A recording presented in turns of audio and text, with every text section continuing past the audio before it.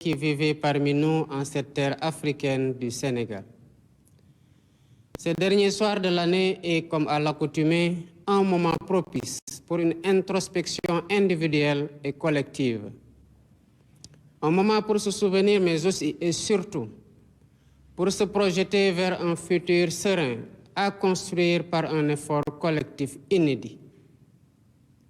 Je formule pour vous mes vœux les plus ardents de paix, de santé et de prospérité. Puissent les mois à venir être un temps d'accomplissement pour chacun, pour vos familles et pour le Sénégal tout entier. Mes pensées vont d'abord à celles et ceux qui nous ont quittés cette année. Je prie pour leur repos éternel et présente mes condoléances émues à leurs familles. J'adresse également un message de courage à tous ceux qui affrontent la maladie, les rigueurs carcérales ou l'adversité du quotidien. Le Sénégal ne détournera jamais son regard de vos peines. Je rends un vibrant hommage à toutes les femmes du Sénégal, infatigables travailleuses et gardiennes du temple familial et de l'équilibre social de notre pays. Je salue nos compatriotes de la diaspora dont l'engagement et la détermination font rayonner l'image de notre pays partout dans le monde. Je tiens à vous exprimer la reconnaissance de la nation. Je rends aussi un hommage appuyé à nos forces de défense et de sécurité. Votre discipline, votre professionnalisme et votre courage garantissent notre souveraineté et contribuent significativement à la paix et à la sécurité dans le monde. Mes chers compatriotes, il ne saurait y avoir de véritable progrès sans une paix durable. C'est pourquoi l'une de mes priorités reste la paix définitive en Casamance. C'est un impératif pour permettre à tous les projets de développement portés par la vision Sénégal 2050 dans le pôle économique sud de voir le jour. Dans cette perspective, j'ai initié le plan Diomaye pour la Casamance, afin d'accompagner le retour des populations déplacées et de soutenir le processus de paix en Casamance. Je sais par ailleurs que chaque foyer sénégalais aspire à de meilleures conditions de vie, à une justice sociale accrue et à la certitude que l'État sert véritablement l'intérêt général. C'est pour répondre à cette légitime aspiration que le Premier ministre, M. Ousmane Sonko, à qui je réitère ma confiance absolue, a présenté devant l'Assemblée nationale sa déclaration de politique générale. Il y a détaillé les grandes orientations de notre programme de gouvernement adossé à l'agenda national de transformation Sénégal 2050 pour redresser le pays et replacer le citoyen au cœur de l'action publique.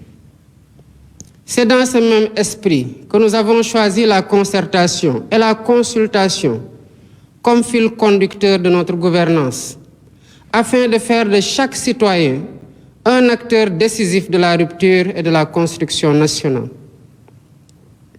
Les assises de la justice et les états généraux du transport ou de l'industrie, déjà tenus, en témoignent éloquemment. Cette démarche se poursuivra à travers les assises nationales des DARA et les concertations sur l'enseignement supérieur, ainsi que dans d'autres secteurs, pour renforcer l'adhésion et la participation de tous. Par ailleurs, au courant du premier trimestre 2025, le gouvernement lancera la plateforme Ligueyal Séréo, qui permettra à chaque Sénégalais, d'ici comme de la diaspora, de déposer sa candidature au poste public en compétition ou de proposer des projets et opportunités d'investissement. J'ai déjà instruit le bureau organisation et méthode de travailler à l'identification des postes clés devant être mis en compétition, de proposer des modèles types de fiches de poste et des règles d'organisation et de fonctionnement du comité de sélection des candidats qui me seront soumis au bout du processus pour nomination. Mes chers compatriotes, malgré les défis et les incertitudes rencontrées en 2024, cette année charnière aura surtout été marquée par l'expression d'aspirations majeures défendue au prix de grands sacrifices, par la vigueur de la raison démocratique et par l'émergence de perspectives porteuses d'espoir. En effet, le 24 mars 2024, vous m'avez largement accordé votre confiance, m'offrant ainsi le suprême honneur de présider aux destinées du peuple sénégalais.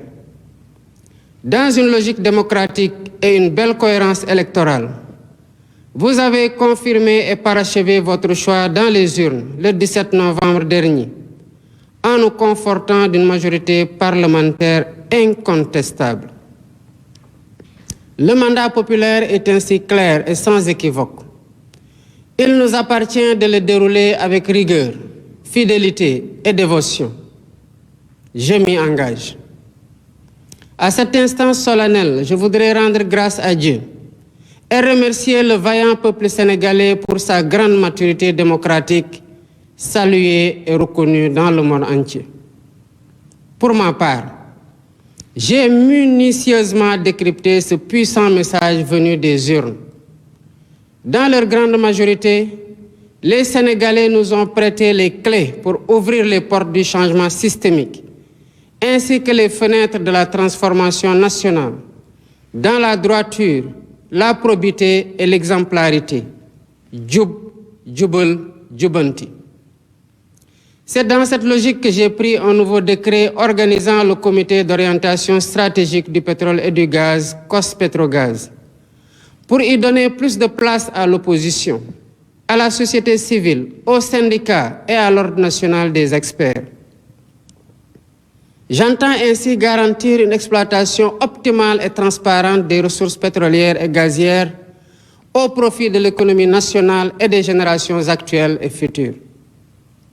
Toutefois, force est de reconnaître qu'aucun changement, aucune rupture n'est possible dans un environnement de corruption endémique. Si nous voulons le changement, nous devons résolument être prêts à nous réformer nous-mêmes dans nos comportements face au bien public et dans notre manière de servir la collectivité. Voilà pourquoi, au-delà de la modification de la loi portant statut général de la fonction publique, 4 lois sur la transparence et la bonne gouvernance seront soumises à la représentation nationale. Elles portent sur la protection des lanceurs d'alerte, la réforme de l'organe de lutte contre la corruption, l'accès à l'information et la déclaration de patrimoine. Concernant la déclaration de patrimoine, elle sera généralisée à tous les agents de la fonction publique sans exception, ainsi qu'à tous les postes électifs ou nominatifs impliquant une gestion budgétaire, quelle qu'en soit l'importance.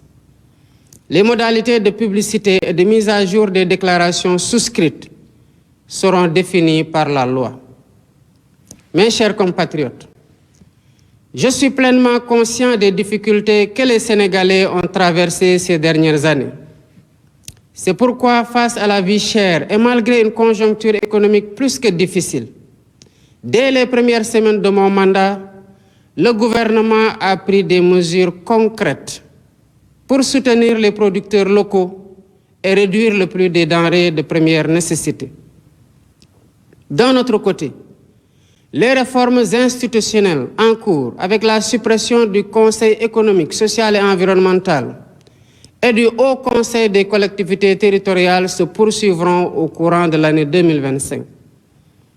Le comité restreint que j'ai déjà mis en place pour l'identification des lois et décrets à prendre ou à abroger est à pied d'œuvre pour matérialiser les consensus forts issus des assises de la justice.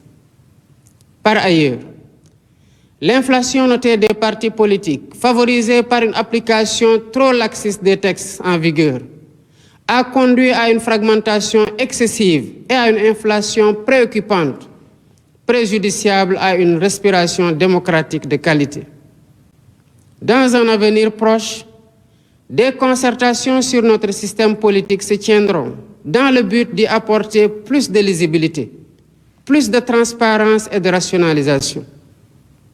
Toutes ces réformes, comme d'autres, visent uniquement à rapprocher l'État des citoyens, à mieux prendre en charge leurs aspirations et à asseoir les bases d'un Sénégal fier de ses valeurs et intransigeant sur sa souveraineté. La diplomatie sénégalaise, fidèle à sa doctrine, continuera à promouvoir les idéaux de paix et de justice, tout en apportant sa solidarité agissante et son soutien actif aux peuples opprimés du monde. Tous les amis du Sénégal seront traités comme des partenaires stratégiques dans le cadre d'une coopération ouverte, diversifiée et décomplexée. D'ores et déjà, j'ai instruit le ministre des Forces armées de proposer une nouvelle doctrine de coopération en matière de défense et de sécurité, impliquant, entre autres conséquences, la fin de toutes les présences militaires de pays étrangers au Sénégal dès 2025. Mes chers compatriotes, prenons le temps de nous regarder dans le miroir de notre histoire et de nos valeurs, pour nous rappeler qui nous sommes, d'où nous venons et où nous aspirons à aller. Au-delà des réformes et des politiques, arrêtons-nous un moment pour évoquer en profondeur ce qui nous unit. Cette exigence d'unité et de fraternité quasi existentielle pour bâtir l'avenir que nous voulons nous rappelle l'importance de cette communion nationale autour de la même flamme de l'espoir, de la solidarité et du vivre ensemble. Dans un esprit d'humilité et de détermination, nous construisons pierre après pierre le Sénégal que nous voulons. Cette œuvre exige la mobilisation de toutes les énergies et s'appuie sur un esprit de solidarité, de tolérance, de don de soi et de dépassement. Des épreuves les plus dures de l'esclavage aux luttes contemporaines pour l'indépendance et la démocratie, en passant par la colonisation, nous avons démontré avec constance une résilience inébranlable. C'est dans cet esprit et par devoir de mémoire, de vérité et de justice que nous avons commémoré pour la première fois l'anniversaire du massacre de Thiaroye. Nous avons voulu d'une part rendre hommage aux victimes et graver leur mémoire dans notre conscience collective. Et d'autre part, jeter les bases de la restauration de la vérité historique sur cet épisode tragique de notre histoire. La même dette morale nous engage aussi envers les victimes des événements survenus entre mars 2021 et février 2024 et leurs familles. Nous ne pouvons rechercher la vérité sur des faits survenus il y a 80 ans et accepter l'omerta sur les événements tragiques vécus ces 4 dernières années. Ce faisant, il ne s'agit pas d'une revanche à prendre, mais d'une justice à rendre aux victimes et à leurs familles, de les apaiser et de réaffirmer la sacralité de la vie humaine. Mes chers compatriotes, ma conviction profonde est que nous sommes un peuple singulier, un peuple aux racines profondément ancrées dans la diversité de nos langues, de nos coutumes et de nos valeurs, mais qui a su faire de cette diversité une grande force. Fort de cet héritage, il nous appartient aujourd'hui d'écrire un nouveau chapitre de notre histoire, où notre souveraineté est pleinement assumée, notre justice réellement vécue et notre prospérité partagée par tous. Lu ñëpp bokk, ñëpp jot ci. Pour cela, nous devons plus que jamais nous rappeler qui nous sommes et nous revêtir du manteau majestueux hérité de nos devanciers, fait de valeurs précieuses que nous avons pris l'engagement de remettre au cœur de notre projet de société et de promouvoir. En ma qualité de gardien des institutions et garant de l'unité nationale, tout en encourageant l'expression libre, constructive et plurielle des idées, je resterai vigilant et intransigeant face à toutes les menaces sur la paix, la stabilité et notre bien commun. Au demeurant, je garde à l'esprit que nous devons conjuguer fermeté sur les principes et ouverture d'esprit pour préserver l'équilibre de notre démocratie et la cohésion de notre pays.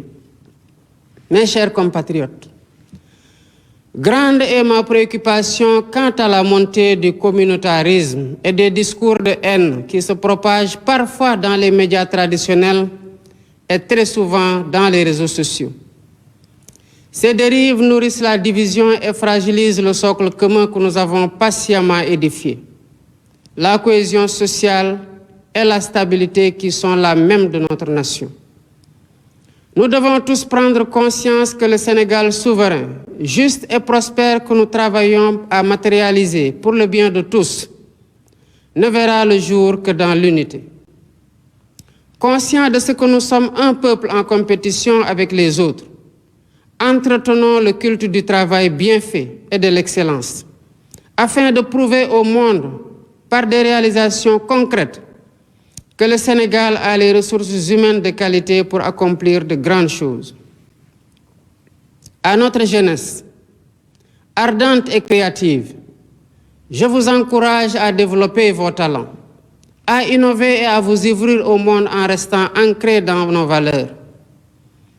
Votre énergie et votre détermination sont les véritables moteurs de notre pays. Le gouvernement sera à votre écoute et à vos côtés pour vous soutenir et vous aider à vous réaliser, à être utile à vous-même, à vos familles et à votre pays.